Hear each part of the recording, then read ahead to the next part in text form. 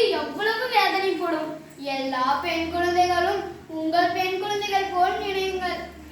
வீட்டிலேயோ இல்ல வேற எங்கேயாவது வேட்டேஜ் சம்பவம் நடந்தா உங்க அப்பா அம்மா கிட்ட சொல்லணும், வீட்டுல இருக்கிற பெரியவங்க கிட்ட சொல்லணும், இல்ல உங்க வகுப்பு ஆசிரியர் கிட்ட சொல்லுங்க.